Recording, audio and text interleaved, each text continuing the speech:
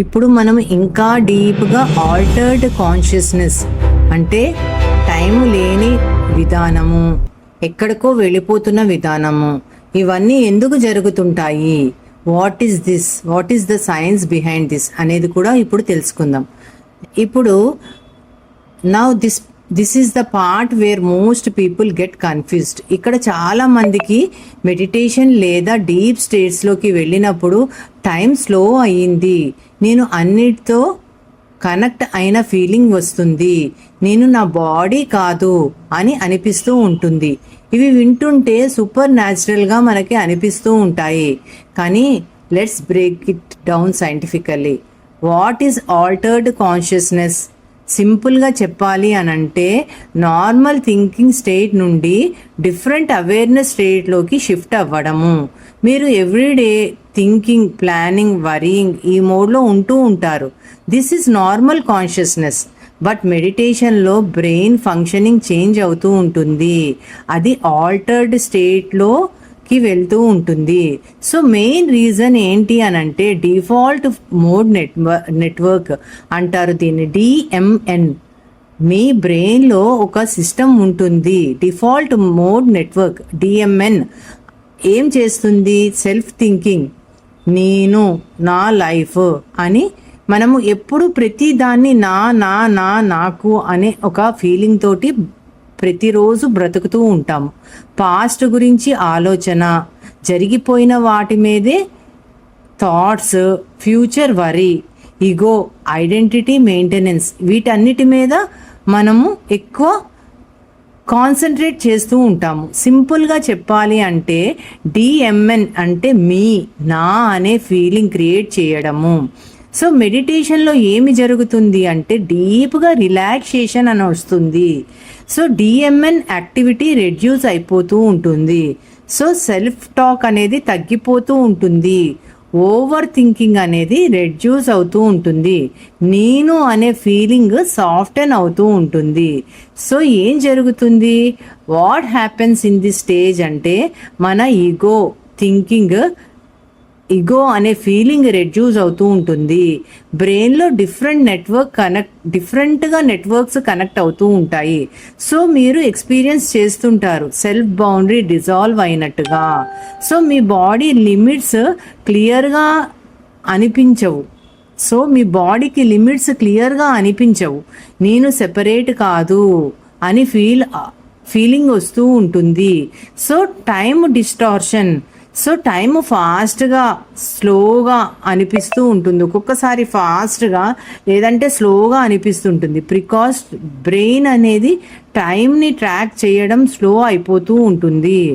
So expanded awareness, మీరు more ప్రెజెంట్గా ఉంటారు, చాలా అవేర్నెస్లో ఉంటారు, మోర్ కనెక్టెడ్గా ఉంటారు. ఇవన్నీ డీప్ మెడిటేషన్ స్టేజెస్లో జరిగేవన్నమాట. ఇది స్పిరిచువల్గా ఎందుకు అనిపిస్తుంది అంటే ఈగో సైలెంట్ అయిపోయినప్పుడు, థాట్స్ రెడ్యూస్ అయిపోయినప్పుడు, అవేర్నెస్ ఎక్స్పాండ్ అయినప్పుడు. సో ఎక్స్పీరియన్స్ ఏమవుతుంది? యూనిటీ, పీస్, వన్నెస్, అంటే సర్వం ఒకటే, ప్రతి ఒక్కరు నాలోనే భాగము అనే ఒక సెల్ఫ్ అవేర్నెస్ అనేది మనకి డెవలప్ అవుతూ ఉంటుందన్నమాట. స్పిరిచువల్ లాంగ్వేజ్లో చెప్పాలి అంటే యూనివర్స్తో కనెక్ట్ అయినట్టుగా మనకి ఫీలింగ్ వస్తూ ఉంటుంది. సో సైంటిఫిక్ రియాలిటీ ఏంటి అంటే ఇక్కడ యాక్చువల్గా ఏమి జరుగుతూ ఉంటుంది అంటే డిఎంఎన్ అనేది రెడ్యూస్ అయిపోతుంది. సో బ్రెయిన్ నెట్వర్క్ ఇంటిగ్రేట్ అవుతుంది, అవేర్నెస్ అనేది ఎక్స్పాండ్ అవుతుంది. That's it. సింపుల్ ఎనాలజీ ఏంటి అంటే ఇమాజిన్ మీ మైండ్ ఒక నాయిసీ రూమ్లో ఉంది. డిఎంఎన్ అంటే కాన్స్టెంట్గా పీపుల్ అందరూ మాట్లాడుతూ ఉన్నారు, ఆ రూమ్ పేరు డిఎంఎన్ అనమాట. మెడిటేషన్లో ఏమి జరుగుతుంది? ఆ వాయిసెస్ అన్నీ సైలెంట్ అయిపోయినాయి, సడన్గా రూమ్ అంతా కామ్ అయిపోయింది, మీరు ఫస్ట్ టైం స్పేస్ని ఫీల్ చేస్తూ ఉన్నారు. అక్కడ అలర్ట్ స్టేట్ అంటే మ్యాజిక్ కాదు, అవుట్ సైడ్ ఫోర్స్ కూడా కాదు, it is your brain working in different mode. Final takeaway ఏంటి అంటే టైం స్లో అయ్యింది అని అన్నిటితో కనెక్ట్ అయినట్టు అనిపిస్తుంది అని అంటూ ఉంటారు. ఇదేమీ కాదు.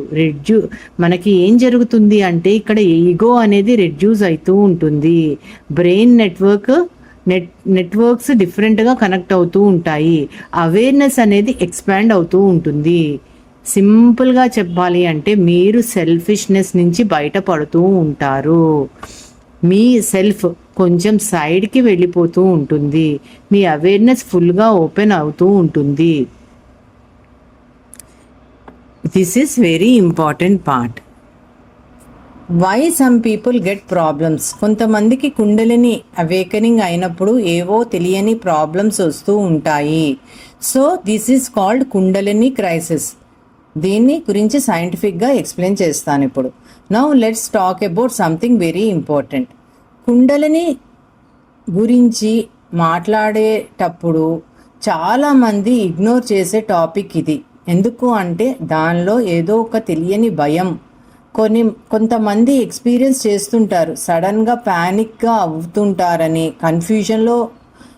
కన్ఫ్యూజన్ స్టేట్లోకి వెళ్తుంటారని, బాడీతో డిస్కంఫర్ట్ ఏదో క్రియేట్ అవుతూ ఉంటుందని, ఇమోషనల్గా ఇన్స్టెబిలిటీ వస్తూ ఉంటుందని. And they call it kundalini crisis. So ఇది ఇక్కడ ఏం జరుగుతుంది? కుండలిని అంటే ఒక భయం ఎందుకు క్రియేట్ అయ్యింది? బట్ సైంటిఫిక్గా ఏం జరుగుతుంది అని అంటే కుండలిని క్రైసిస్ అంటే స్పిరిచువల్ అటాక్ కాదు, ఎనర్జీ ప్రాబ్లం కూడా కాదు. It is nerve system overload. What is nerve system overload? Me brain plus body system. అంటే ఒక లిమిట్ వరకు మాత్రమే హ్యాండిల్ చేయగలగడము. అంటే మీరు సడన్గా too much meditation, too much focus, too much stimulation చేస్తే సిస్టము ఓవర్వెల్మ్ అయిపోతుంది. మెయిన్ రీజన్ ఏంటంటే too much meditation, long hours without break, బ్రెయిన్ని ఫోర్స్గా డీప్ స్టేట్స్లోకి పుష్ చేయడము, ల్యాక్ ఆఫ్ స్లీప్ లేకపోతే బ్రెయిన్ రికవర్ అవ్వదు. సో నర్వ్ సిస్టమ్ వీక్ అవుతుంటాయి. Anxiety plus over thinking. Already stress ఉంటే మెడిటేషన్లో డీపర్గా సిగ్నల్స్ వస్తూ ఉంటే ఫియర్ ఇంక్రీజ్ అవుతూ ఉంటుంది. ఫియర్ అన్నోన్ సెన్సేషన్ని బ్రెయిన్ డేంజర్గా ఇంటర్ప్రిట్ చేస్తూ ఉంటుంది. సో ప్యానిక్ ట్రిగ్గర్స్ అనేవి అవుతుండడం జరుగుతూ ఉంటుంది. Symptoms of overload. చాలామంది ఫీల్ చేస్తూ ఉంటారు ప్యానిక్ అటాక్స్ అయినట్టు, కన్ఫ్యూజన్లో ఉన్నట్టు, డిజీనెస్ ఉన్నట్టు, body heat are discomfort feel అవుతున్నట్టు, ఇమోషనల్గా ఇంబ్యాలెన్స్గా ఉన్నట్టు. దే థింక్ నాకు ఏదో రాంగ్ జరుగుతూ ఉంది. బట్ రియాలిటీ ఏంటి అంటే సిస్టమ్ ఓవర్లోడ్ అయ్యింది అంతే. Simple analogy. ఇమాజిన్ మీ ఫోన్కి లిమిట్ ఉంటుంది. టూ మెనీ యాప్స్ ఓపెన్ చేస్తే ఫోన్ హ్యాంగ్ అవుతుంది కదా. సేమ్ వే మీ బ్రెయిన్ కూడా లిమిట్ ఉంటుంది. ఓవర్లోడ్ అయితే సిస్టమ్ గ్లిచ్ అవుతూ ఉంటుంది.